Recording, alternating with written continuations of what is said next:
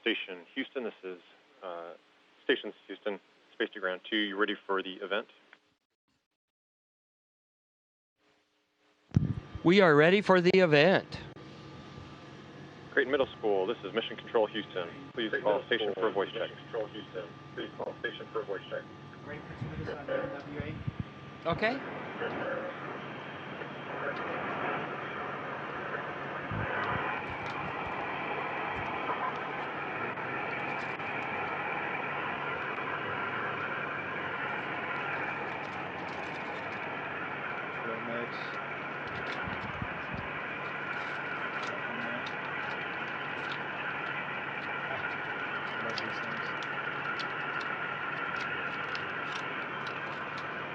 Station, this is Crayton Middle School. How do you hear me? Crayton Middle School, this is Space Station. We hear you loud and clear. Good morning, Captain Dan Burbank and Flight Engineer Don Pettit. I'm Ann Carboni, 7th grade team leader at Crayton and NASA volunteer solar system educator. On behalf of the students and faculty at Crayton Middle School, Richland District 1 in Columbia, South Carolina, I'd like to welcome you and thank you very much for taking the time to answer our questions today. And here is our first question. Hello, Dan. My name is Alexis, and here's my question. What obstacles did you go through to become an astronaut?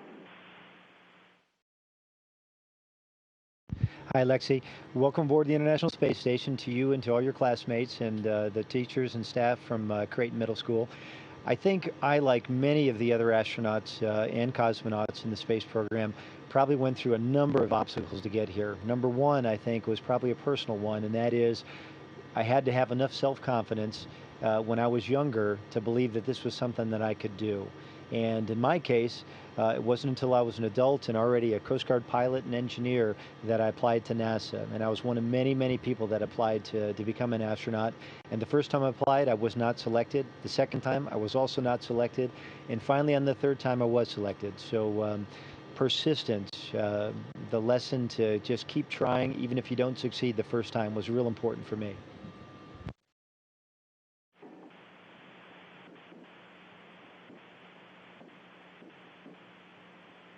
Hello, Don. My name is Christina, and my question is, how do you stay in contact with your family when you are gone for a long time? We could stay in contact with our family by using S-band and Ku-band radios that we have on Space Station. These are different parts of the electromagnetic spectrum. And we use these radios to talk to our families in private family conferences, and we actually have video as well, so I can see my family and they can see me.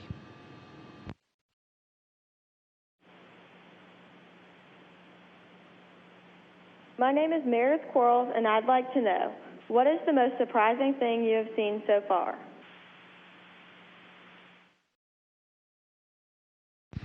That's a really hard question to answer when you live on the International Space Station, live in space. Every day there's something new and surprising that you see. Probably for me, the most surprising thing I saw was on December 20th, shortly before Christmas. It was nighttime and Space Station was flying over Australia, and the sun was just about ready to rise. The sun was just about ready to rise, and before it did, I saw a bright streak of light that extended from where the sun was about to come over the horizon all the way up as far as I could see.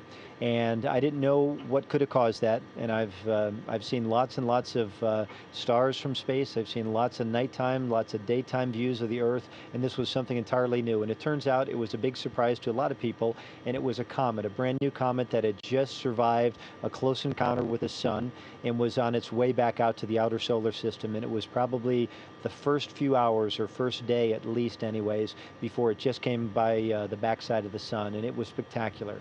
Very surprising.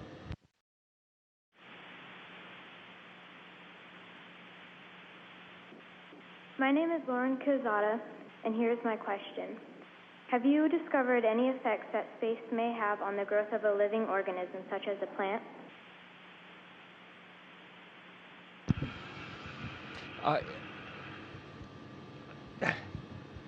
There are a number of different effects on growing organisms on space station, and maybe the prime example of that is us, the crew on space station.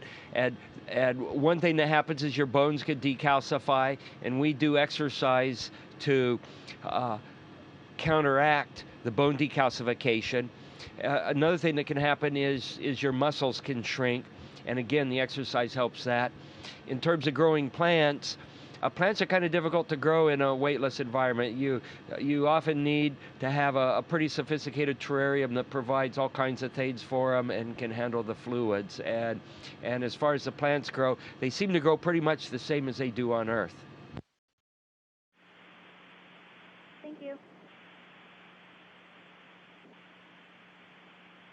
My name is Kennedy. What is an example of an experiment you have worked on while on the ISS that will have a potentially positive effect on humanity?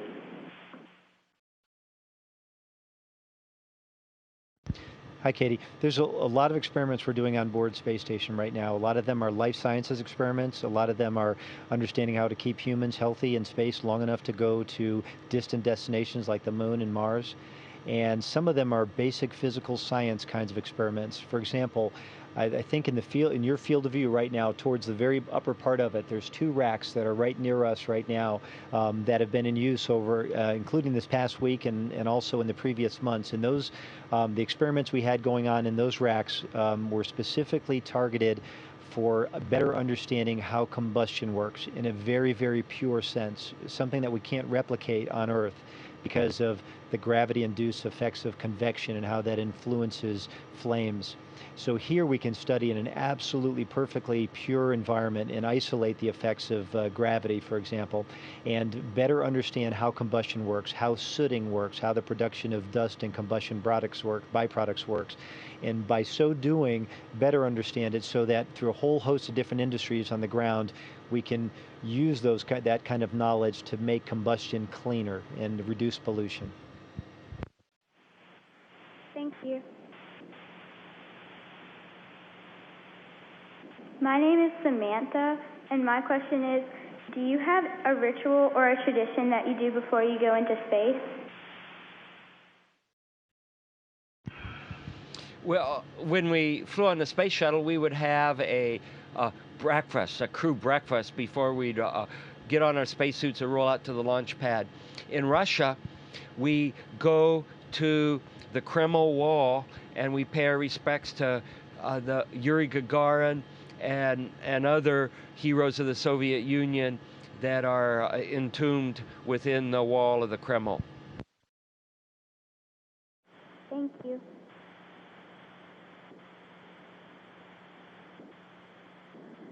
My name is Nehemiah, and here's my question.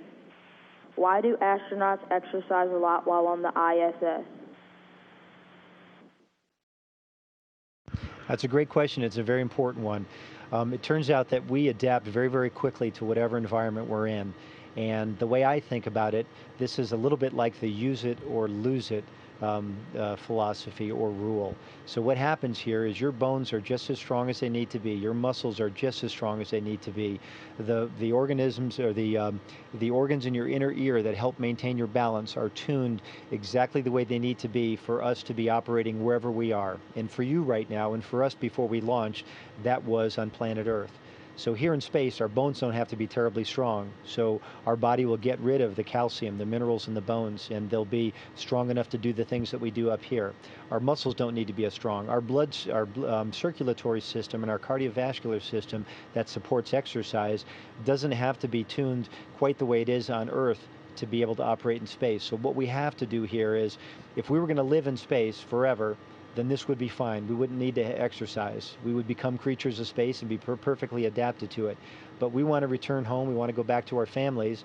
And returning home means returning back to the 1G gravity environment of planet Earth. So that means we have to exercise an awful lot by at least our normal standards on Earth. So we exercise 2.5 hours a day, and that includes running or bicycling, And it also includes weightlifting, or the form of weightlifting that we can do up here. And that is crucial for us to be healthy after the flight. Thank you. My name is Diamond, and I'd like to know, what is the most exciting experiment you are working on now?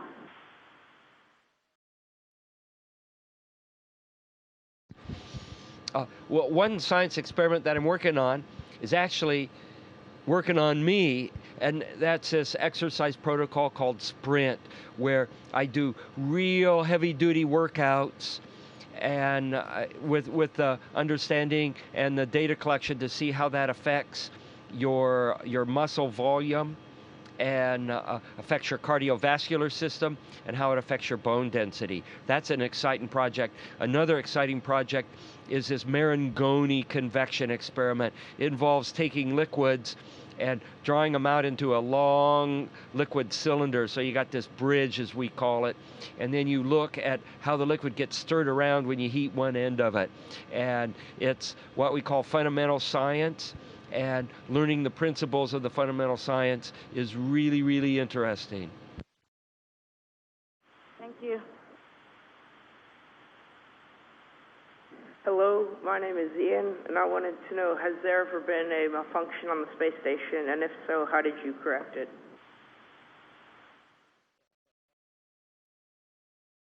Hi, Ian. Yeah, as a matter of fact, if you have a space station or a spaceship as big as this one, I think it would be impossible to have it operate without ever having any excitement or any malfunctions in the hardware. And this is about 1 million pounds worth of spaceship. It's a huge laboratory. So we get our share of various malfunctions. Thankfully, none of them serious.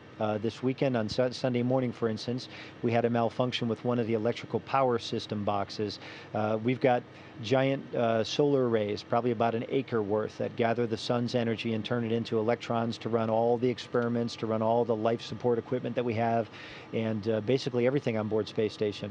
And one of the components in that very complicated and very capable system actually had a problem. It basically spontaneously rebooted itself, if you will, if your computer were to just power down and power back up. Wasn't anything serious. It required more work on the process, on the part of the people in mission control that had to reconfigure the systems to recover from that. But the space station is pretty well designed so that if things like that happen, there are backup systems that automatically step in place. So for us, we heard some alarms. We got up, we saw some messages. Space station was flying along just fine, and it took a few hours later and everything was back completely to normal. Now there'll still be some kinds of things that Don and I, or Andre, or Oleg, or Anton, or Anatoly, the 6 crew members here, will have to actually put human hands on to fix. And some of those systems include the toilet system that we have here. That is a very refined, very sophisticated one that converts urine, believe it or not, into very drinkable, very pure water. And it's an incredibly complicated system. It's also a system that can help us understand how to purify water on planet Earth and do it efficiently and effectively. But occasionally it needs a little bit of help. And whenever that happens, when there's a problem with it, we step in and we fix it. And actually, the maintenance part of keeping the space station running is one of the more interesting and exciting, parts of being here. Thank you. Hi, my name is Jacob, and here is my question. What do you do, and is your job fun?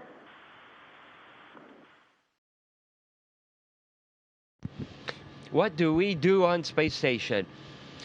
It falls into 2 basic categories. One, we take care of Space Station. We maintain the systems, we repair the systems. And the second thing that we do is we do science experiments and engineering research. And it's a lot like living on a sailboat, where you spend a lot of your time just fixing the sailboat, and then some of your time sailing the sailboat. And that's what you do when you live on a vehicle that's out in the wilderness. Thank you. My name is Blythe, and I would like to know, what are some of the functions of Robonaut, and what is it like to work with him? Well, it's a very timely question. So right here in your field of view, towards the right side of your screen, you should see Robonaut. And he is designed as basically a technology demonstration experiment to basically understand how best to employ a robot on board a space station. And right now he's all configured to work inside a space station. We're doing checkouts right now on him, but it's a very sophisticated and capable robot. Its hands and arms and neck and waist all told have about over 40 degrees of freedom. That means he can move in almost as many ways as human beings can. His hands are roughly human hand size, so all the tools that we use on board space station, he's perfectly well suited to use. He's got, in place of our eyes, he's got 2 video cameras that actually are stereo optics, so they can actually, just like our eyes, human eyes, we can actually determine how far away something is by a process called parallax. And he can do the exact same thing. So he can interact with tools and various kinds of things, and he can actually track his own hands as they move, his fingers as they move, interact with equipment that we have here. Right now we're in checkout mode, but down the road, the kinds of things we'd like to do is have him do things that are routine, that are maybe would be better suited for a robot than perhaps a human. We would like to also be able to take him outside during a spacewalk.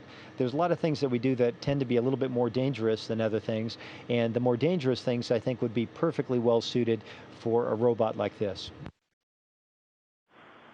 Thank you.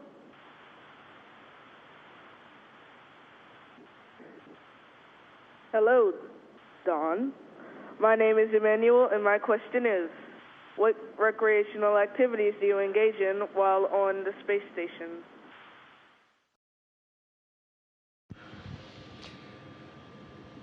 We spend most of our time working on space station. We do have some off-duty time.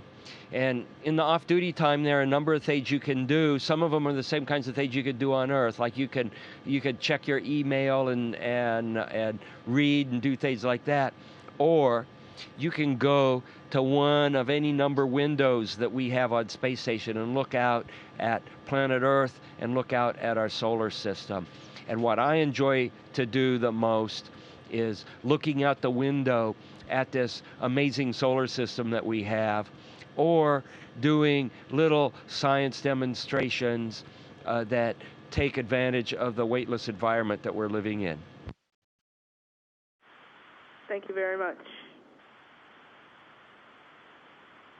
My name is Hampton, and I'd like to know what's your funniest moment on the ISS?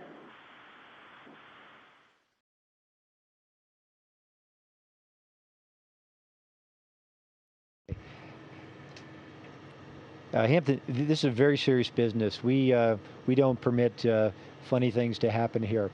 But no, in all seriousness, it's a really difficult question to answer. I'm trying to think.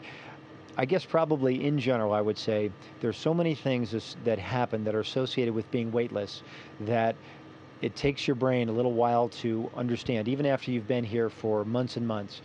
I would just put it this way. It's really easy to lose things, and it's very easy to lose things for quite a long time sometimes. Gravity is a really good organizer. If you drop a tool or if you drop a toy or whatever, it ends up on the XY plane of the floor. If you drop something on space station, for example, and that happens a lot, it's very easy to have happen, it goes anywhere, XYZ, anywhere it wants, and the airflow on space station typically takes it to one of several favorite locations, and those are the inlet screens for the ventilation system. So every week or so, when we do a good cleaning of space station, it's a little bit like a treasure hunt, and we can see whose spoon, whose tool, whose glasses turn up on some of these favorite little locations. But I guess that's maybe one example. But every day it's full of things that kind of make your brain stop and say, well, now that's funny. How did that happen? Thank you. My name is Quavi Andre. What are the different varieties of food that are offered on the ISS? And do you have to eat some foods that you don't like? Sometimes. Yeah, do we have to eat food that we don't like? Well, I guess it depends on if you want to go to bed hungry. Yes. We have other crew members off camera that are shaking their heads too.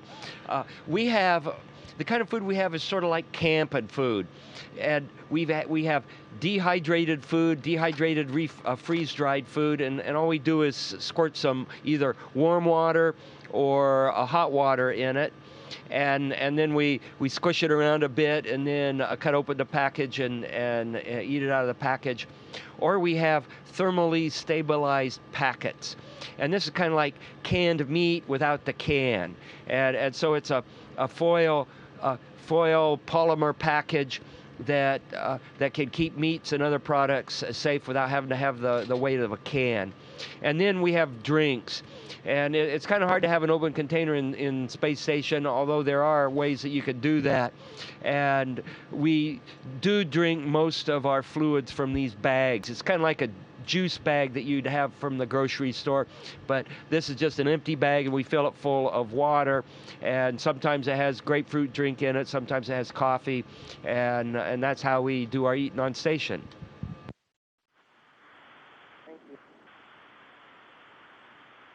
Dan and Don, on behalf of Crayton Middle School students and faculty, thank you so much, and we wish you a pleasant rest of your journey.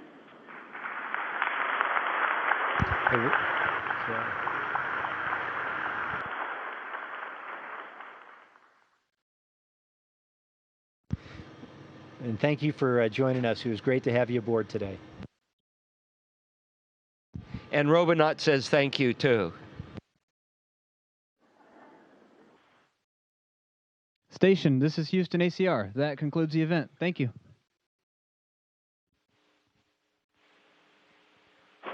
And thank you, Crayton Middle School Station. We are now resuming operational audio communications.